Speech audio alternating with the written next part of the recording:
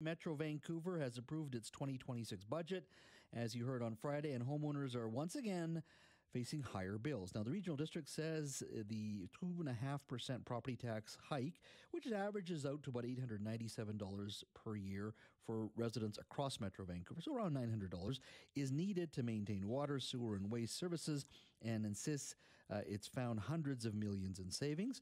But critics point to years of cost overruns and lavish executive expenses and ballooning project budgets. They do question whether Metro Vancouver has lost control of its own spending. But the devil's in the details, as they say. And joining us now to help us with the details is Daniel Fontaine, new Westminster City Councillor and mayoral candidate as well. Daniel, thank you for your time. Oh, thanks for having me in. So, like I said, they said the property tax increases, they being Metro Vancouver, go from $875 per year to $897 per year. Now, you've looked at the numbers. What do they say to you? Well, first of all, before you pull out the applause track and we start clapping too hard about Metro Vancouver's 1 year 2.5% increase, I think it's very important, Jazz, to pull back a little bit and look over a 10-year period using Metro Vancouver's own numbers. So let's go back to 2020, which isn't that far away, but about 5 years ago. The average household impact from Metro Vancouver for the average house in the Metro region was $560. That's what it was costing the average family.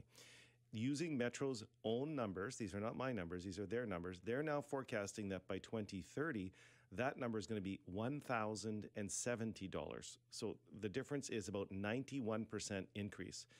And before you come back to me and say, well, the population's grown, it's inflation, let's look at the population growth. Over that same period of 10 years, it roughly looks like a forecast of about 21% population growth, nowhere near 91% growth on the budget.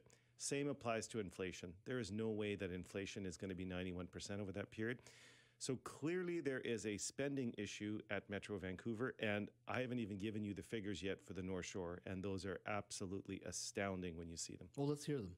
Okay, so if you live on the North Shore, back in 2020, your tax impact was $635. If you lived on the North Shore, that's what you were paying compared to the average of $560 in the region.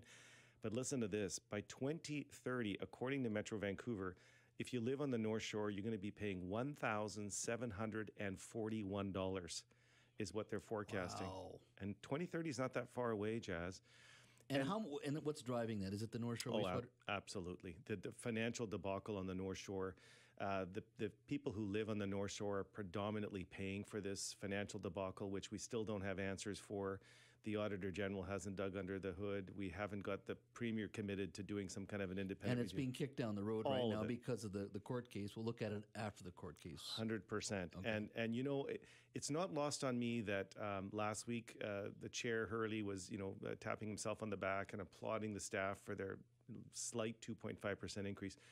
11 months from now, Jazz, I think you know what's going to be happening, and that's a civic election. Yeah. So coincidentally, out of this 10-year horizon, just this window just prior to the civic election, they're coming in now with what they consider as a very modest 2.5% increase. But your listeners know very well what they're paying at the end of the day, and when you look at these numbers, they're paying a lot more. Yeah, and we've had the Business Council of BC come in talking about exactly that, where taxes, particularly at the municipal level, have grown significantly compared to population growth, inflation, just as you're saying. But let me play devil's advocate just for a moment. We have aging infrastructure that we paid for 20, 30, 40 years ago. We do have to spend money on water and sewer, and that's what makes a city run at the end of the day.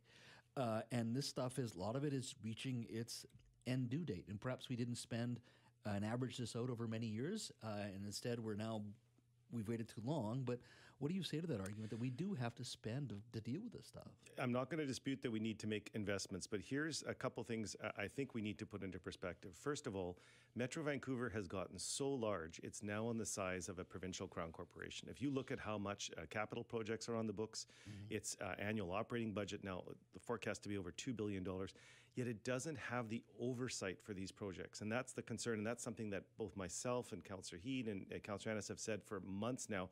There's not that independent oversight that you would see at, say, BC Hydro or BC Ferries with Utilities Commission, et cetera. They can spend and put things on the books. Sometimes hundreds of projects can be on the books, and there are right now hundreds of projects What I've heard from some of the folks who are inside Metro Vancouver who have contacted me over the past year and a half, they've said that oftentimes projects may be necessary, but instead of doing a silver or maybe even a kind of a bronze plan, they jump right to platinum. So the cost escalation and the cost scope on these projects are way beyond. And if you had that independent oversight, they might say, hey, you don't need the platinum. You might be able to get away with a gold or a silver plan. And that would start shrinking the costs of that organization. Secondly, Jazz, as you noted earlier, costly international business class flights, sponsoring things at the P&E for $500,000, these booths, sponsoring charcuterie boards and wine receptions in Toronto. There is a culture within this organization of not controlling their spending. And I would dare say if we're seeing it on these things, like I just mentioned, if you went under the hood and looked very closely at some of these projects, there's probably a lot of them that could be shrunk back. Yeah. I was just going through the Business Council BC report that just came out a couple months ago. We did have their folks in, and a couple of, key points here. Nearly 4 in 5, according to that report, nearly 4 in 5 BC municipalities increased spending faster than municipal population growth and inflation, resulting, according to BC, about $3.8 billion in excess spending, or about $831 per person per capita from 2013 to 2023. In Metro Vancouver, operating spending grew 71% from 2013 to 2023, far surpassing inflation, which was only 28%, and regional population growth, which was 21%. So operating spending grew 71%. Why is that happening? I mean, you've given me sort of some reasons there, and I understand where you're coming from. But isn't there anybody within this organization saying, like, we actually have to cut back here? Like, if population growth is 21%, and let's say inflation is 23%, yeah, you got to keep building. But why is it at 71, 80% when maybe it could be at 30%? Well, I think fundamentally it comes down to the fact that, and we've talked about this before, we have a very large board, 41 appointed politicians who sit on this board. The board is way too large. Some might argue, well, you have all this oversight because you have 41 directors. Well, I would argue the bigger the board gets, the less oversight and the less actual accountability that's coming from the board to the senior management. I look at those numbers around inflation and population growth, and when you see the gap between those two numbers and the actual amount of spend that they've got on, something is wrong. And we saw with the North Shore Wastewater Treatment Plant how this project that seemingly started at $500, $700 million just exploded out of control without any alarm bells going off, without any kind of communication really out to the public that things were going into the ditch. This organization needs a complete overhaul. It needs, in my view, a significant culture change when it comes to expenditures and this platinum approach to a lot of projects. I saw just recently they talked about a water tunnel that they built from, I think, Surrey over to New Westminster. And they were building it to 1 in 10,000 earthquake standard, meaning that the project would survive a 1 in 10,000 earthquake opportunity. I mean, you're building these projects to scales that are just really well beyond what I would think that the average expert would tell you that you probably needed. And at the end of the day, Jazz, this pipeline, I hate to be crass, but this pipeline coming across is bringing water. It's not bringing bitumen from one side of the river to the other. So let's use some common sense and understand, like I said to you with these numbers, that the average taxpayer simply has had enough and they cannot pay this anymore. One of the things I wanted to ask you as well, Daniel, was just if we're going to fix this system in regards to rebuilding public confidence and for residents to know that their money is being spent responsibly and not wasted on mismanagement, where would you go? Some of the things that they've talked about already is reducing the size of the board itself. What other things did you want to see that you think haven't been touched on? Yeah, I think there's a few things. First, I'll start just with the scope of the organization and looking to get back to their core mandate. I read in the Vancouver Sun today, they're talking about now expanding camping opportunities, and Metro Vancouver's running camping programs. I mean, the scope of this organization has just gotten too big, Jazz. I think we have to get back to liquid waste, solid waste, garbage. I mean, that's the water, that's the core things that this organization is doing, and then give a hard look at the other stuff and around the edges. And that actually would potentially save some dollars and bring some dollars back into the organization. So would you handle, let's say, as you say, camping, even regional parks, and just hand that over to the provincial government? Well, or why not hand them to the municipalities? They're already within municipalities. I don't think, and I stand to be corrected, but I think all these parks fall within single municipalities. So why would we even give it to the provincial government if it's a park? I mean, if the city runs parks all the time, we run parks in New West, other cities run parks.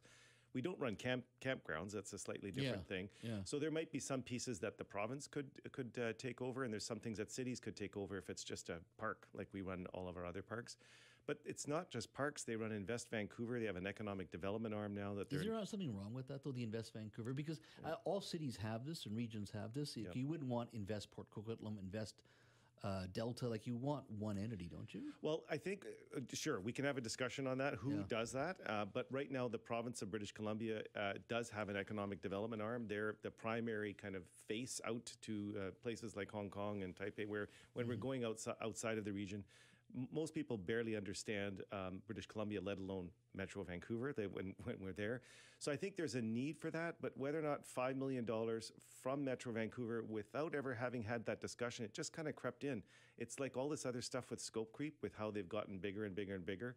Invest Vancouver just started kind of as an idea, and now it's up to $5 million a year. Why do you think this, beyond Metro Vancouver for a moment, where, I know in Vancouver they're talking about a 0% property tax increase this year, but this is after 3 years of significant property tax increases of 23%, I think it is, 23, almost 24%. Why are municipalities struggling with this? I mean, it's not just a Metro Vancouver issue. It's many municipalities. Why do you think that is? Well, I'll just use the example in New Westminster. So we are looking right now at the prospect, if you live in New Westminster, of over the 4-year term of this council, we are looking at 30% property tax increases in 4 years. If you'd have told me that when I got elected back in 2022, I'd have fell out of my chair. But here we are. But we look at, in New Westminster, we've been funding things like mushroom walls in Queen's Park. We've been funding Sue Big Oil. We're putting money aside to Sue Big Oil. We are looking at rewilding our boulevards so that they've got pollinator flower. I mean, I can go through a whole series of projects that councils have approved. And again, without understanding, and I said this in our budget debate a couple of weeks ago, we have to put the taxpayer in the center of the room. If we leave them outside the room when we have these discussions, we forget that so many of them are struggling to put groceries in their fridge. Some of them are having tough time paying rent, mortgage payments, etc. We can't just make these decisions in isolation. 30% property tax increases over 4 years is a lot.